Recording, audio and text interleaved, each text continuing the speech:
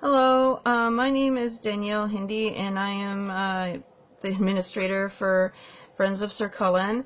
I know on Facebook and on AO3 and other places, I'm now having difficulty explaining and getting my story across of what's going on about plagiarism and stealing other people's stories because I have issues with writing exactly feelings and conveying and texting. And let's be honest, writing can only do so much. So now I'm going to do videos so that you guys can hear from my mouth how this is all intertwined, like made into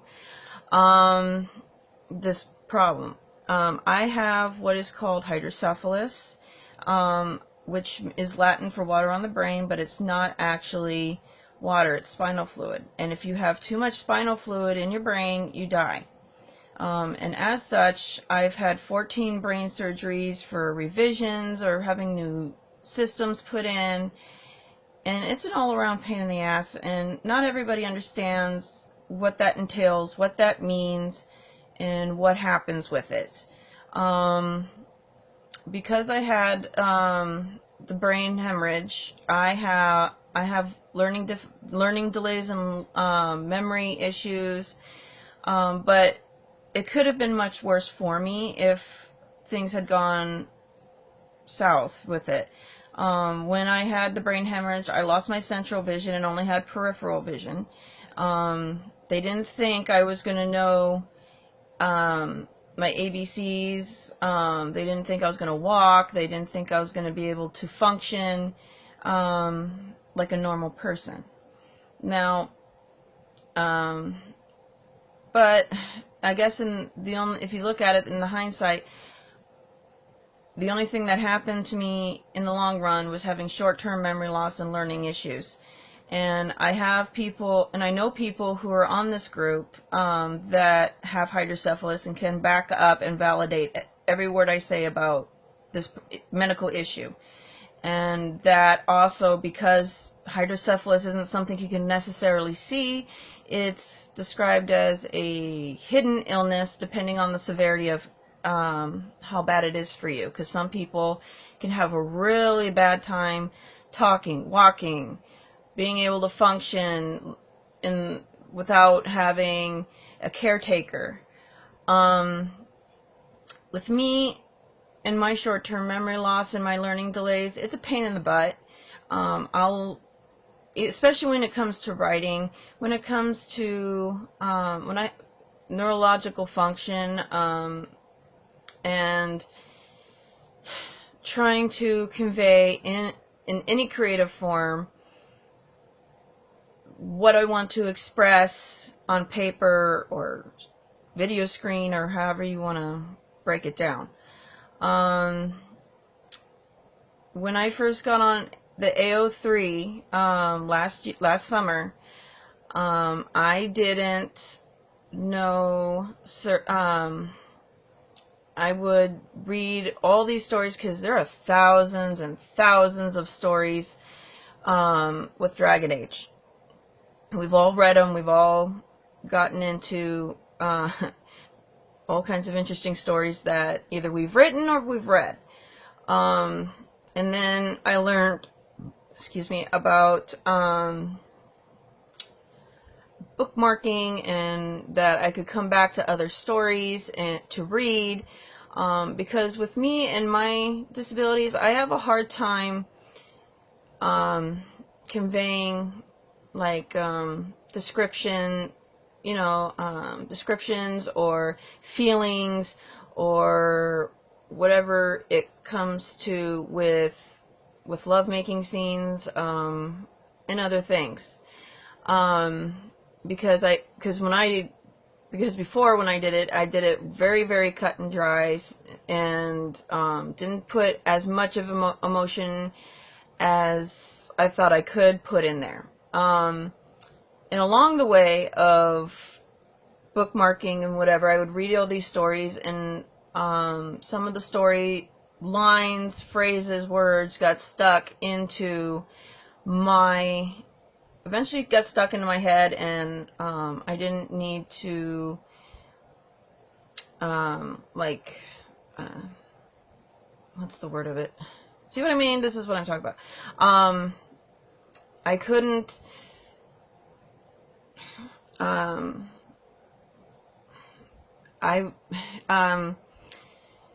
part of it is to, like, some of my friends, I guess I forgot my point of where I was going with that. But in my time on AO3 and in the Dragon Age community, I found people who did know how to do the description things. They gave me their identities. They gave me permission to use their work for that reason. But before I got to that point, I bookmarked everything that was like, oh, because there would be times where I would write, let's say, like Templar's Touch, or not Templar's Touch, Templar's Love, or What Love Costs, or any of the other things I've written, that I would be in the middle of exactly where a scene I wanted to be at, exactly had the words that I wanted to use, and then all of a sudden, it's gone. And I don't think anybody understands how incredibly frustrating that is unless you've had that happen to you in your short-term memory loss and can't recover it, and you get angry and you get mad, and mainly at yourself, because it's you that can't remember what it is that you wanted to say. And you let it go, and then, you know, you read or reread or whatever to try and get that creative flair and back, or whatever you use as a muse, whether it's a person, whether it's a story, whether it's song, whether it's whatever. And I would be working on a different story and be reading somebody else's and say, this is exactly what I was trying to say in the other story. That was the scene, that was whatever. And I would, you know, go onto another link on the other side so I can do side by side of, to write exactly what was that I wanted before. I guess that's counting as plagiarism, I guess, because that's what I'm getting accused of. Now, with me, after a while, I just felt like I didn't need that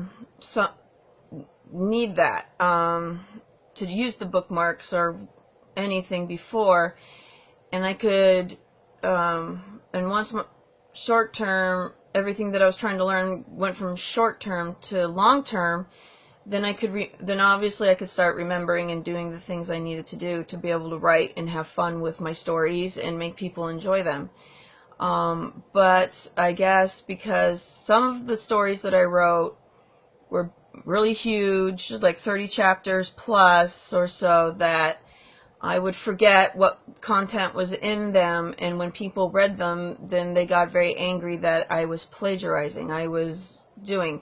And my habit, everyone's got a writing habit, is instead of going back to the bookmarks or to in other people's works or whatever, that I would use my own work to copy like a section and paste it and put it on my own story, and I could use so I could use that if I wanted to, because I wanted to use that into a different story, a different situation, whatever, and I would adjust it so it would mold to what I wanted it to be. And part of, I guess, over the time, because I was starting to do things on my own, I was referencing words, sentences, scenarios of other people's works, and I guess I didn't realize, because after, you know, with short-term memory loss, you can't remember certain things, you know, like for me, it's when people are posting links of pictures or whatever, they say, we want the original link to that person's work so we can credit them and yada, yada, yada. Half the time, when I get the pictures, I don't go, I just download them onto my computer or whatever, and I don't necessarily remember which link I got it from, because I've had it in there for so long that I forget where I got it from originally, or the site's not there, or whatever. And for the AO3, I think what it was is I hadn't been on those bookmarks for so long that I didn't ask the original author's permission to say, can I use this or can I use that, because I had forgotten all about it. And it's not to be malicious, it's not to be an excuse, it's not something that I'm particularly proud of. It's just a default that's going on in my brain, and I am truly sorry if I hurt anybody. I'm trying to make amends for everything. Now, there are some authors that joined my group, and I was honored to have them there, and they said I could use their work. One woman said I could use her work for a certain scene. Now, what I do is, when I have an author's permission, what I do is I write the scene using this, whatever it is that of their work that I particularly needed, and then I mold it into something that's for my characters or my story and situation, and then I send it back for approval. And when I get the approval, we go back and forth, back and forth, back and forth, that until I get the approval saying, yeah, you can use it 100%, don't worry about it. Because I try to stay away from using somebody else's work, like you can just tell, cut and copy, paste, whatever, that, because that's their work. And I want it different from mine, but yet I'm using it like it's like a bone structure to do it. So I guess what had happened with one of my news stories is that I had a scene that was in one of my stories, and I had consent from another author. Now, after I had that, I didn't register to me at the time that I needed to get permission again from that author to use that same scene to put it into a different story. And somebody got mad and saying I was plagiarizing. Then all of a sudden there's like all these people coming in saying that I was plagiarizing and I took their stories, and now I have no chance of defending myself. I have no chance of saying anything, and I might lose my account and my outlet for creative workings, because I have high anxiety on top of it and OCD, and I will get stories and stuff in my head, and if I cannot get it out on paper or anywhere, then it just festers and bothers me, and just I have to get it out. I never meant to hurt anybody. I never meant to have there be a misunderstanding. And I'm sorry if I hurt anybody. That's not what my intent was. I was not being malicious. I was not trying to be a thief in the night. But you know what also hurts is everybody knows my rules in my group, saying it's a no judgment zone. We don't bash people. We don't pick on people. We don't bully people. Now, that same person that apparently I plagiarized and this is all coming about from is, at first I didn't understand what she was mad about, because sometimes with me you have to word things a certain way for me to understand, and she wasn't doing that a couple of days ago or whenever it was. So it sounded so, and then she snaps into the cell phone so people can read what I wrote. At that time, she was taking that out of context. At the time, I wasn't fully aware of what it was she was asking and thinking I was doing. And then she has a second person, just like, you know, when you had somebody you liked in high school or junior high, you had another person go over and ask them, do they like you, or handle a situation because you're too shy. And she explained to me why she was mad. And then once I realized and it clicked, then I was like, oh my God, okay. And then I admitted that I did and what I explained to you, what I do. And, then everybody's coming out of the word work saying that I copy, that this isn't my own stories and this isn't whatever. Everything I wrote, I would say 95 to 85% to like 98% is my stuff. It's just certain things I just had so hard of a time of describing that I needed that extra help. And you know what? My mom doesn't write. I have 2 kids, a 6 and a 7-year-old, and I don't have like direct access to friends who are creative and write and all that other stuff. And sometimes, let's be honest, on Facebook, your friends aren't always there to help you, and you get stuck. And it's kind of like I use stuff as a reference guide. And I guess I shouldn't have done that, and I'm sorry. I hope we can all maturely just try and move on. I don't want to lose my account. I'm not